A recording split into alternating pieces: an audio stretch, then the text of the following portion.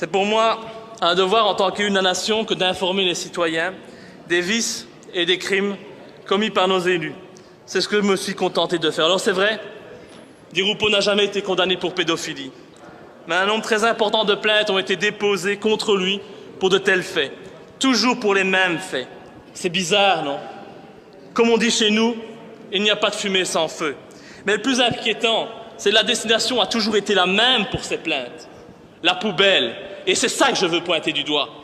Les prétendues victimes étaient à chaque fois des criminels qui voulaient profiter de la notoriété de notre pauvre petit Elio. C'est tellement plus pratique de jeter le discrédit sur les victimes. En plus, quand on fait cela 5-6 fois et qu'on tourne les victimes en ridicule, on évite que d'autres personnes aient encore le courage de dénoncer les faits dont ils sont victimes. Pourtant, des PV, il y en a eu, comme celui de la police de Namur, portant le numéro 12 852/98, dans lequel est auditionné Jean-Marie Rulens, client de la boîte La Brique à Liège, qui déclare que Di Rupo s'y amusait avec des jeunes de plus ou moins 14 ans et qu'il les payait 15 000 francs, 375 € pour des gâteries, fellations et sodomies. L'audition de ce Rulens contient de nombreux détails. Il n'y a rien de farfelu dans ses propos. Et je peux même vous dire que j'ai moi-même rencontré un de ces jeunes qui fut jadis victime des pulsions sexuelles de Di Rupo. Cet homme qui a été violé, je suis désolé, c'est dur à dire, violé par notre Premier ministre alors qu'il n'avait que 14 ans. Cet homme est démoli, il a été harcelé par le système pour qu'il se taise, tout a été fait pour qu'il se fasse passer pour un fou, et aujourd'hui, il a d'ailleurs été interné par la justice. Imaginez comme c'est pratique. Une note du parquet portant le numéro 37 66 11 75 28/96 indique aussi l'identité de 2 mineurs âgés de 13 et 14 ans. Ces jeunes confirment avoir eu des relations sexuelles avec Di Rupo. Un PV de la BSR de Wavre de 96 mentionne le témoignage de Madame Delnest qui s'inquiète auprès de la police de voir Di Rupo aller et venir avec des jeunes gens dans un immeuble voisin. La police n'effectuera aucune enquête de voisinage, malgré que d'autres voisins confirmèrent les dires de Madame Delnest. Un rapport de la Brigade nationale de gendarmerie du 9 octobre 1996 insiste également sur les rapports spéciaux entre Di Rupo et de jeunes garçons. On y parle d'un jeune homme décrit comme le protégé de Di Rupo et qui a été retrouvé mort. Et les PV se poursuivent. Rapport de la BSR de Bruxelles, 3 décembre 1996, qui relate des relations sexuelles entre Di Rupo et de jeunes garçons. Mais c'est clairement indiqué dans le PV. Vu la notoriété de Di Rupo, nous ne poursuivons pas. Est-ce qu'on doit accepter cela? PV de la police judiciaire de Bruxelles, portant le numéro 46 66 3 du 5 novembre 1996, où le chauffeur de l'ancien ministre Graffé évoque des partouzes auxquels participait Di Rupo.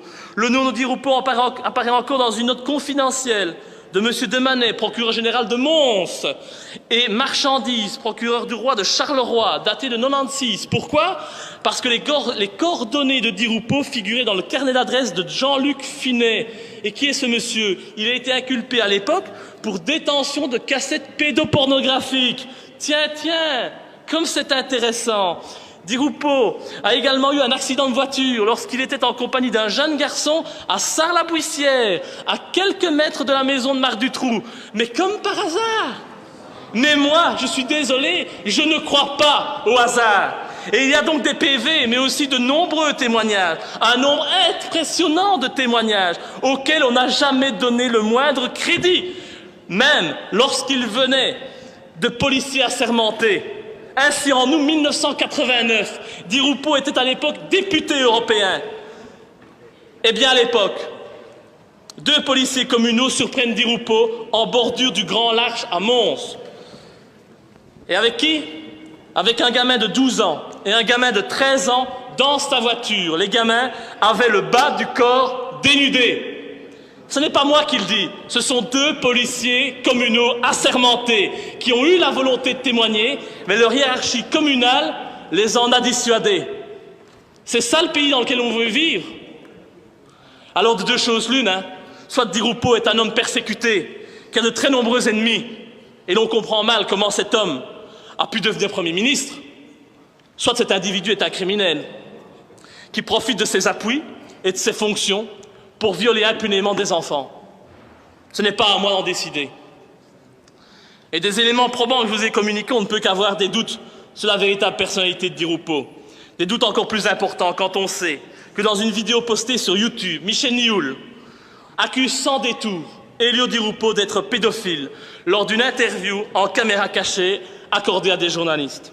Nioul, reconnu par les assises d'Arlon comme le chef de l'organisation criminelle Dutroux et compagnie, n'est-il pas bien placé pour se prononcer sur la question?